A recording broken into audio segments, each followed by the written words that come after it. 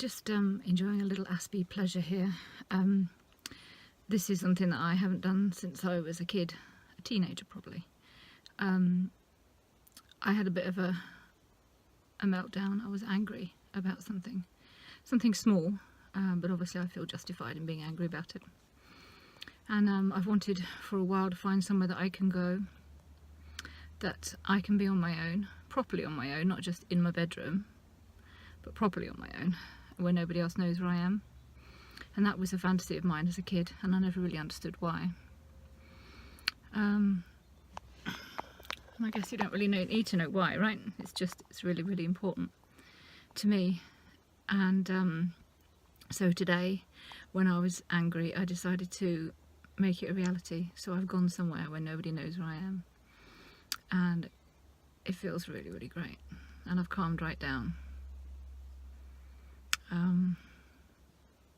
So yeah, it's rediscovering the things that helped when I was younger, but I kind of lost touch with.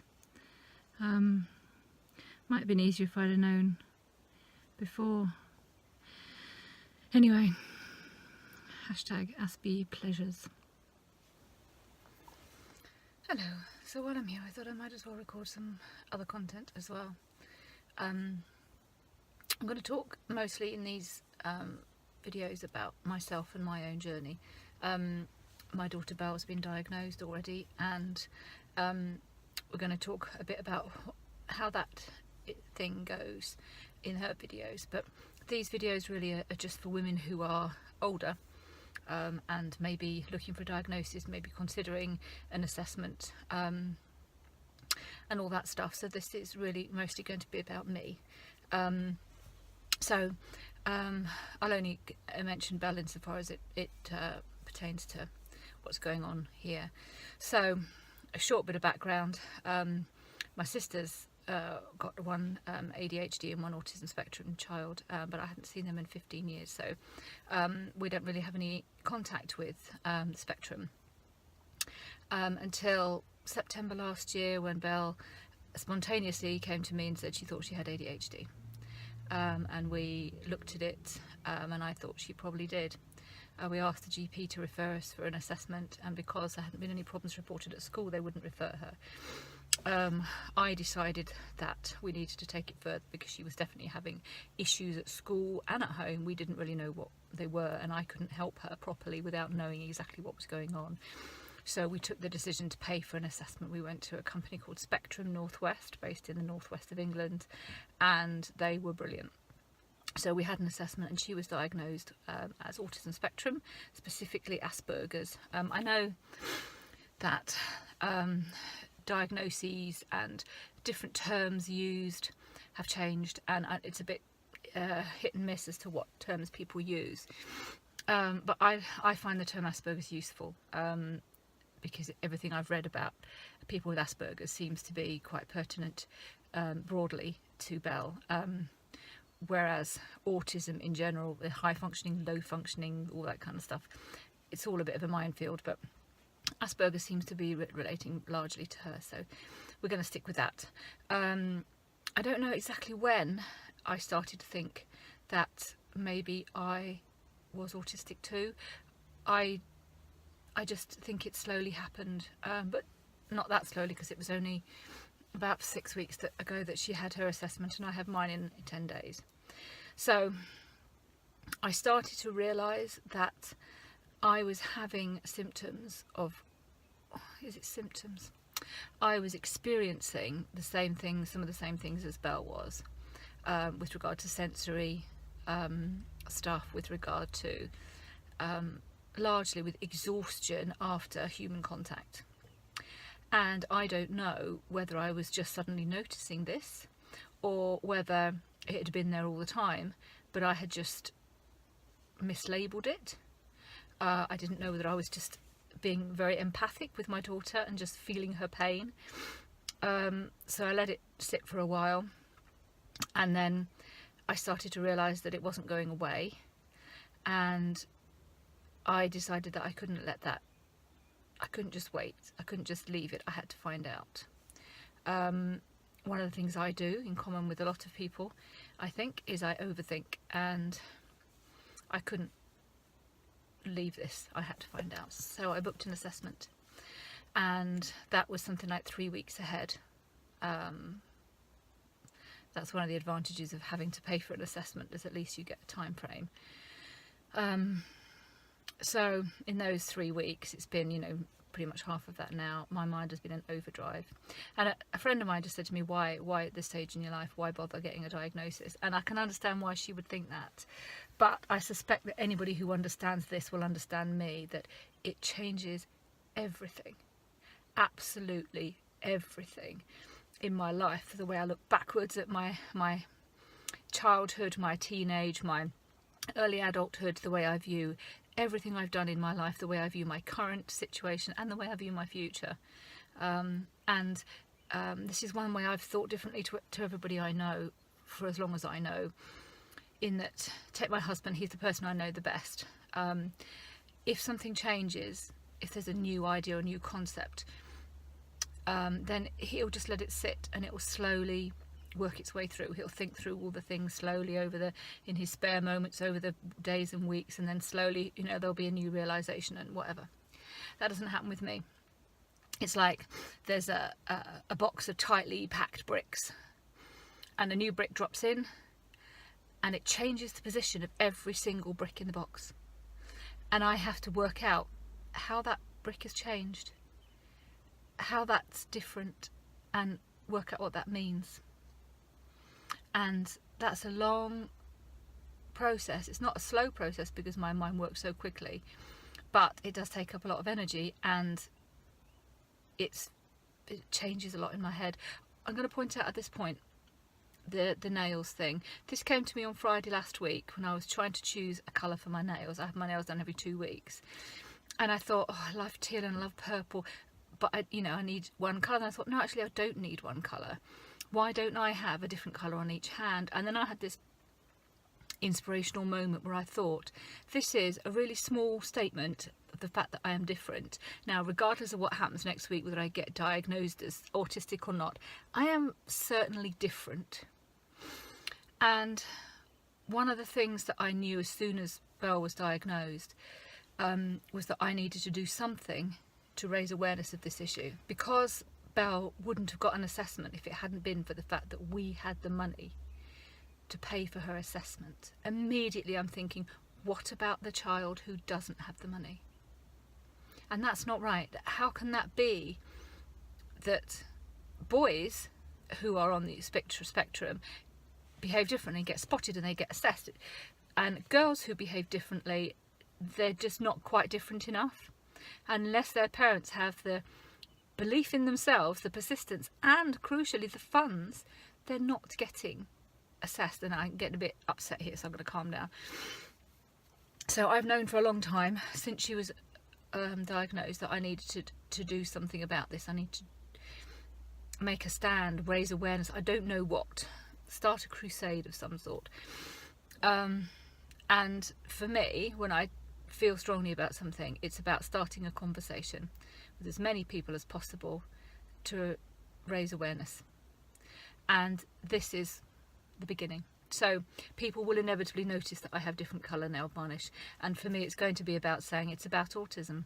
It's about the fact that autistic girls and women often seem normal, but inside we're different. And that not only makes that point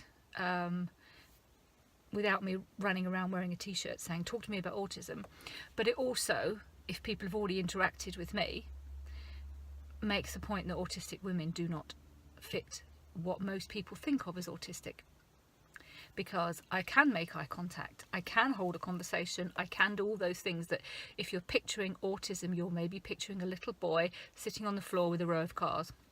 You're not picturing a woman in front of you talking quite eloquently and seeming very confident and outgoing.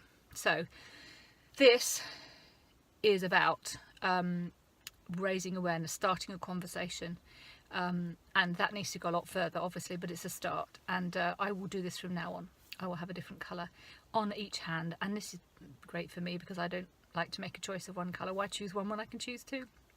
It makes me happy. A colour makes me very happy. So that's where I'm going with that. I keep stopping because my phone can only transfer files of a certain length of video across to my laptop, so I have to keep stopping starting.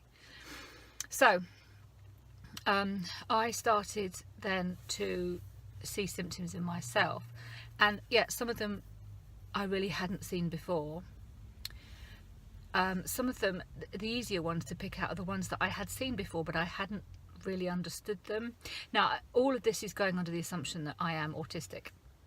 If I go to my assessment next week and I don't meet the threshold for autism, then I'm going to have to just decide how to deal with that.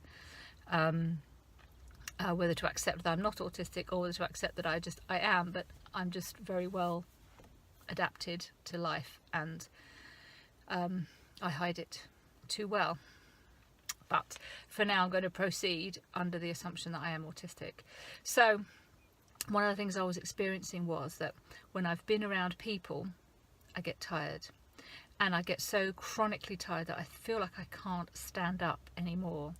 And I'll quite often, in the past couple of years, I've gone up to my room, and I live with my husband, so it's our room. I've gone up to our room and I've shut the door, and I've got a little sign that says I'm hibernating, and I just spend some time on my own knitting. And then an hour or so later, I don't feel exhausted anymore. I haven't slept, but I have physically rested, and I thought that it was something to do with that, or it was to do with the knitting that had helped me to come round. But in fact, now it may just be being on my own. It may be the people contact. So that's the kind of thing where it was a symptom, if you wish. I was already experiencing, I just wasn't putting it down to being autistic. And now I am. And it's really funny because I've actually used the phrase I'm more autistic than artistic several dozen times in the last 10 years, as a joke, just to describe how I don't feel I'm at all artistic, but I am slightly details oriented and whatever else one might associate with autism. So it's really funny to have that happen. But also, I have often said when driving, so much sensory input, so little ability to process it. And that is, again, another symptom, if you will, another experience of autism that I have been aware of, but I haven't been recognising as being part of autism. Then there are some other things that I feel like I'm kind of experiencing anew. The psychologist who is doing my assessment asked me some questions on the phone. I had a conversation with her before I booked it because I was just really worried that I was going to spend this money and then she was going to say, no, you're not autistic, and I'll have wasted this money I could have spent in much better ways. And she asked me some questions and I tried to answer them, but I just couldn't think because it was the things about my childhood. So I asked her after that conversation to send me a list of things that she was going to ask about so that I could think about them between then and the assessment and make some notes. And one of the things that she had asked about was sensory stuff. So do I get overwhelmed by sights, by sounds, by that kind of thing? And I started to be aware that for me, my superpower is smell. That I often smell things other people can't smell. And that my mood is very much controlled by smells. So I have scented candles, I have incense, I have those little burners that burn the little blocks of smelly stuff. I have them in every room. I don't use them that often, but possibly, don't know what that is. I love them and I want to have them on all the time. I love perfume, and it doesn't have to be one perfume that I always wear. You know, I love some perfumes, but I'm quite happy to change perfumes as well. So I love smells, and also I hate bad smells, and I can't concentrate, I can't function if there's a bad smell around. And I hadn't really noticed how important smell is for me. And as I'm going through this slow process of kind of assimilating all this, I've started to smell things again. Now, I have always smelled books. If I pick up a book, I will always smell it. I'm not the only person who does that, but there's not that many of us. And I'm a crafter. An obsessed knitter, crocheter, whatever, and I will smell yarn. There's a good purpose to that. You can tell if there's wool in it, you can tell stuff like that from smelling yarn, but even so, I like to touch and I like to smell. And I've started doing more of that. When I eat some food, I give it a really good sniff before I eat it. And that makes sense in so many levels, but I have a feeling I must have been told or got the impression that that wasn't a good idea when I was younger, because I haven't been doing it. But I love it. I really love to smell my food before I eat it. Just pick up the fork and have it in front of me and smell it. Nothing wrong with that. And also, other things that I'm noticing, my kind of inquiring mind. I don't know why, but that seems to have been dulled down a little bit. Again, we went away at the weekend, my husband and I got a real chance to think about things, because it was just the two of us on a spa weekend. It was absolutely lovely. I had nothing we needed to do. It was just lovely, and I got loads of thinking time in. And I started to think, there was a window in the hotel room, and it was of the type that had a hinge on one side and a hinge on the other. So you could open it up so it opened like this, or you could open it up so it opened like this. So with these two hinges here, I've seen those before, but I didn't actually ever think, how do they work? And the thing that controls whether it switches is just the handle. So if you turn the handle one way, it'll open that way. If you turn it the other way, it'll open that way. So I decided to investigate this. So I had a closer look at the mirror, the window, and I managed to see how that mechanism works, how it's connected. It seems to be nowhere near these hinges, so how does it control that? But I could see from the mechanism how it worked. It only took me a minute or so to look at that, and that made me happy. And things like that, looking at something and just saying, what is that? How does that work? And just touching it, investigating it, thinking about it, talking about it, and just moving on. That's given me a lot of pleasure the last few days, but I don't normally do that.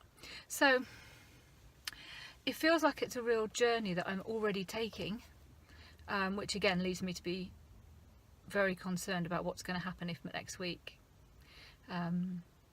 they say, no, you don't reach criteria, threshold, we can't consider you autistic.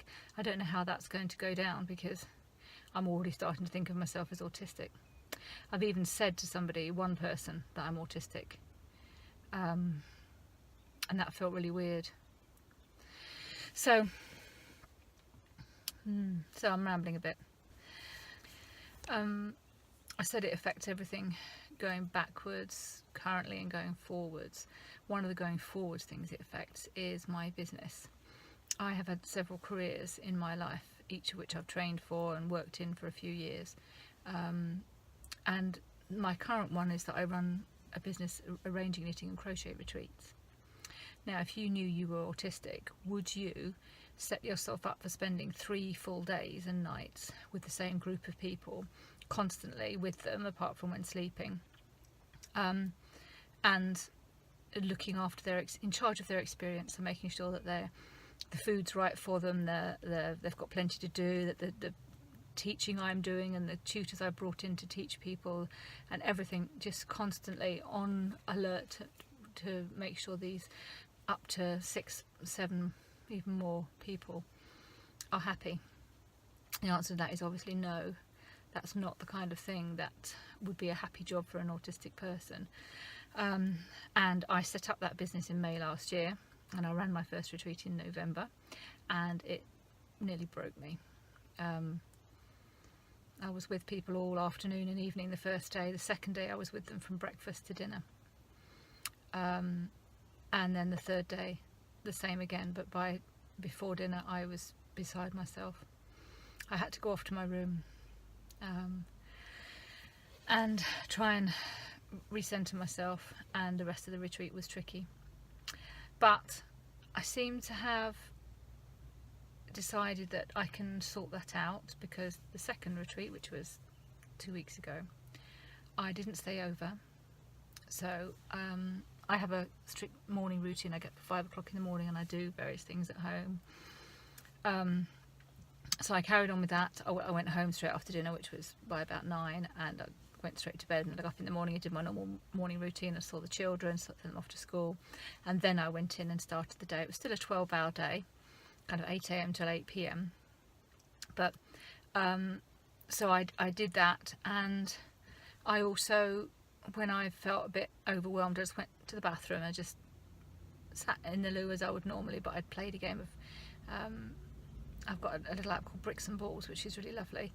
The main benefit of it is that there's no emotion involved. It's purely logic and science. It's looking at, if I hit that, what angle will it come off at, and where will it bounce next, and how do I... It's like based on Breakout, the old, if you're at my age you'll know Breakout, the old arcade game. It's based on that, very, very basic. But it's got no emotion, it's got no people, I'm completely focused for a little bit, and when the balls are going and it's hitting all the bricks, you can see me happy flapping already. I get really excited and I feel an adrenaline rush and I'm completely head in the game, and it's brilliant, and I can just do that for a couple minutes, just play one game, and it just gives me a little reset. So I'd put in place these things, and I also at one point on the second 12-hour day I went out to my car and had a sleep for half an hour. So I'd put these things in place and I thought that would be all I needed, but actually it wasn't, because by the end of that second day again I was beside myself. I was so tired, and I'm starting to realise that there is a difference between tired as in I need some more sleep and tired as in I need to be away from people. I haven't worked out how to tell the difference when I'm in that situation yet, because I am tired all the time, but I think I hope I will work that out. So the last day was horrendous. I doped myself up with caffeine, which I normally avoid, apart from one in the morning. I drank caffeine all day just to keep myself going, and I got through that second retreat. I mean, I loved it. I loved the people are just amazing, but I just couldn't deal with the contact. And so after that one, I decided, okay, this isn't going to become a nationwide brand with me doing retreats all over the country. I'm not going to be able to handle that. So I decided to scale down my plans to 3 a year, just in the local town. And then last week, I realised that even that was a silly thing to do. It's always going to be a really hard 4 days for me. And is that really what I want to do for a living? And the answer is no. So I've decided that this retreat in November, the next one I've got booked for November, is going to be my last retreat, and I'm going to concentrate on day events so that I can give my all from 9 till 4, and then I can go home, shut myself in my bedroom and recover, have a quiet day the next day, and then move on. So it's affecting that forward-looking stuff as well. Okay, I think this is probably enough for a first video. So I'll edit all this and get it up. And then I'll just keep editing, just putting snippets of stuff as I go along. And then next week I'll have had my assessment and I'll be able to talk about the results of that and then go forward from there. I don't know how broad an appeal this will have. I'm thinking really this video log will be for, as I say, women who are late on in life, realising they may be autistic, maybe had a diagnosis, maybe had an assessment and not met the threshold for diagnosis, but feel they still are anyway. But anyway, if you do find this useful, you know, I will continue to post. And we're also doing a blog as well. So that's bellandmel.home.blog. And we'll post some written stuff on there as well. It's just really to help us to catalogue this journey, but hopefully for other women going through this situation, just help you know that you're not alone. So if you are going through this and you're watching this video, please just make a comment below, say hi. You can also email me at mel@creative-escape.org.uk if you want to communicate personally. Yeah, let's see how it goes. Thanks for watching. Bye.